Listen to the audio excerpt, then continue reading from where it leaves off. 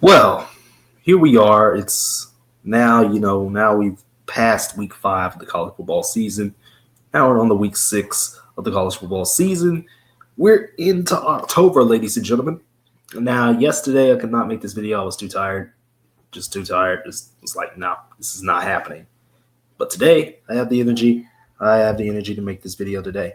Let me tell you, what started on Friday night, this past Friday night, continuing into Saturday, and was like, whoa. Did you expect the things that were expected? I don't think I did.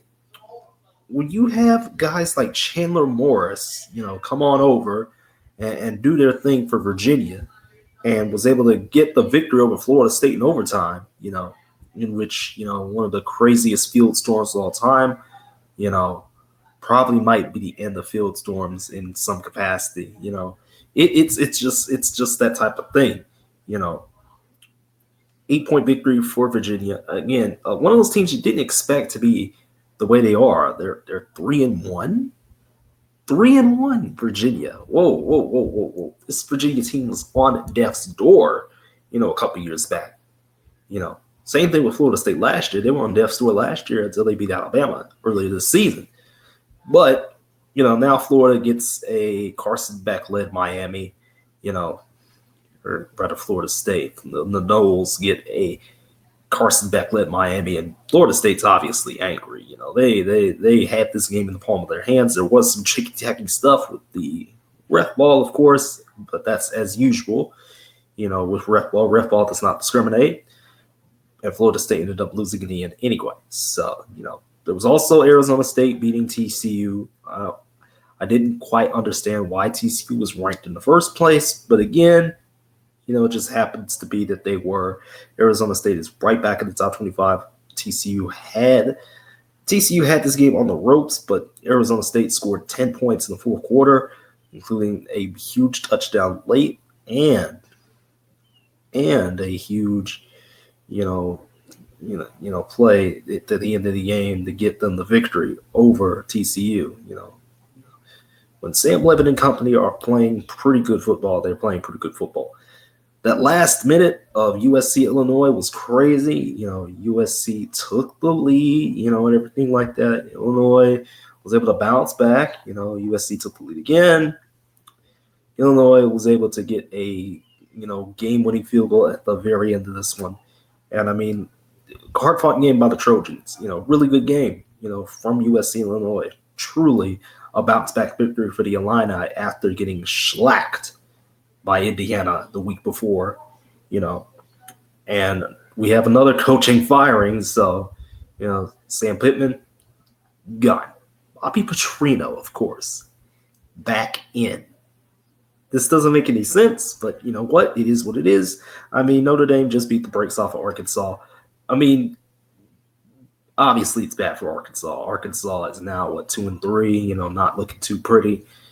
Notre Dame, honestly, right now, their resume is, like they can be 21 right now. They can be ranked 21 right now, but they don't really have a playoff-worthy resume at all. Nobody really does.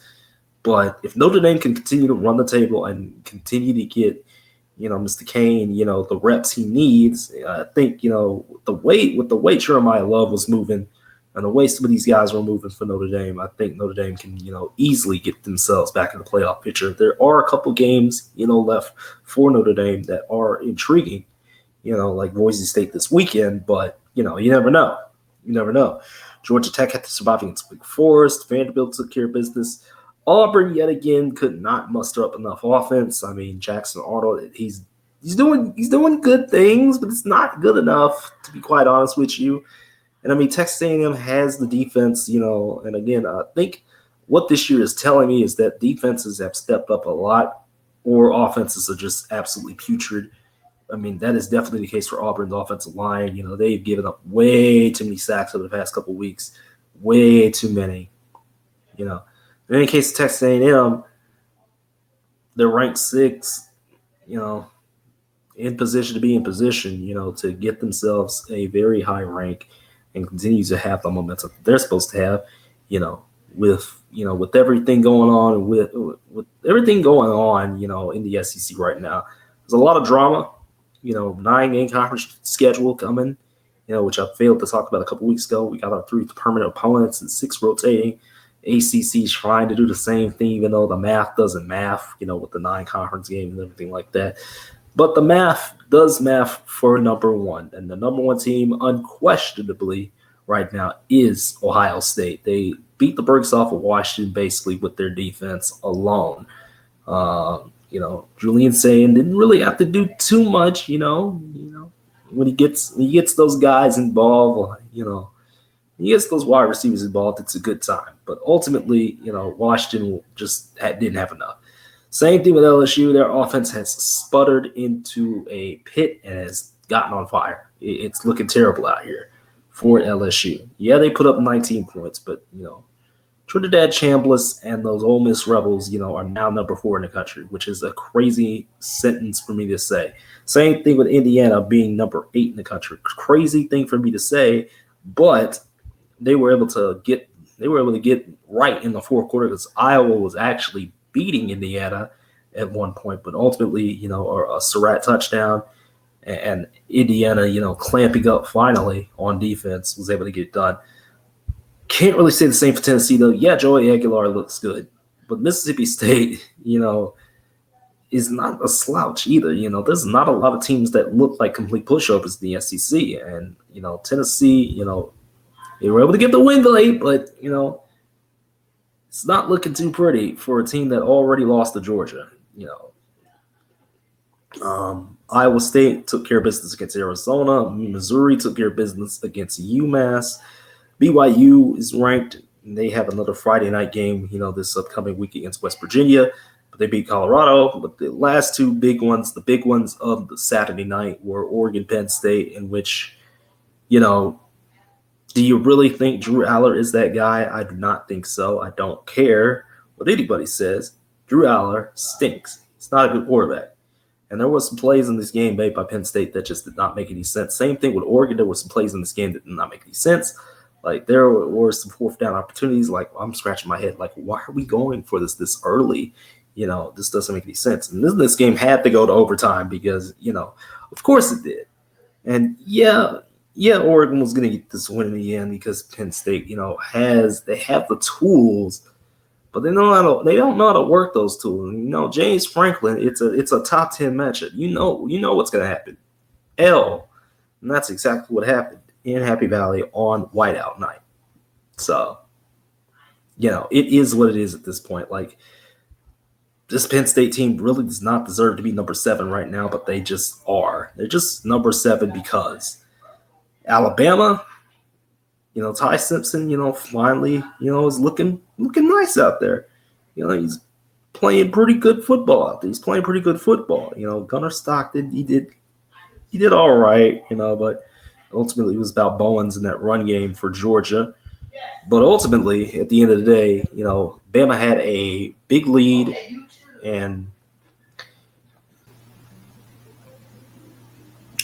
but yeah, I forgot where it was at. Something about James Franklin, being a bum, or Georgia, not being able to win against Alabama. Because this is like they haven't beaten Alabama in like 7 of the last 8 games or whatever. So just FYI. But anyway, this week in the big landscape of college football, got a few games that are interesting, kind of early on,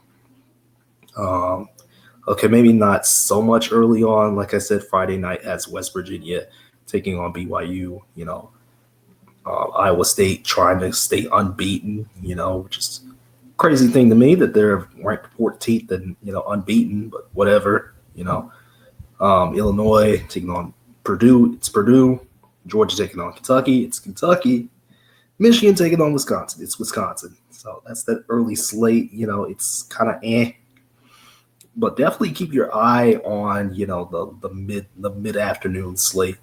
I'm saying? Virginia, again, taking on an unbeaten Louisville. Unbeaten Louisville, yes. Unbeaten Louisville. My Longhorns taking on Florida. A lot of people are saying, well, Florida's going to win by 20 points or something like that. And Florida's going to upset Texas and yada, yada, yada. I get it. Both Texas and Florida have great defenses. Excuse me. Oh, no, they do not have great offenses. I think the talent on Texas, of course, is going to sway things. And that's not just bias. That's just how it is, I just don't see Florida, really doing anything on offense at all. Like Texas can get a couple drives now. When have you seen Florida maintain consistent, drives this year at all? Even when Texas was, down 14-0 to Ohio State, they were able to get a drive and muster it downfield. Florida barely got one against LSU. It's like, I just don't understand. This is going to be a close one for sure. Probably Horns by 3 or 6. Bama and Vanderbilt. Diego Pavia and those Vanderbilt Commodores, they are ready to beat Alabama yet again. Can they do it? We'll find out. This Bama team, raising themselves up from the dead, by beating Georgia, by, continuing to win. It's going to be a big one. That's probably the biggest game of the mid-afternoon slate. Of course, you have, again, Notre Dame trying to solidify their resume. Penn State trying to bounce back. It's against UCLA, though. So just keep that in mind. Oklahoma, no John Mateer. So, but it's Kent State, And they even have a logo listed on Google, which is crazy, when you look at the FBS games, for the week. Houston, Texas Tech is going to be big for the Big 12. Houston is unbeaten. Texas Tech is ranked number 11 in the nation. Big time game. Both teams are unbeaten. Huge, huge game. And you wonder, why it's there when, you have Miami, Florida State again. A big game, but now it's lost a little bit of luster due to Florida State losing. Ohio State takes on Minnesota, but it's Minnesota. And then, again, Texas A&M, in a game that could be a trap against Mississippi State. Again, that Mississippi State offense is legitimate. Do not underestimate them. Texas A&M has to find their defense and keep that defense, on the field, for periods to which that they can, sustain, keeping Mississippi State from scoring, if that makes any sense. So that's week 6, basically, in a nutshell. Again, what do you think? What do you think about week 5?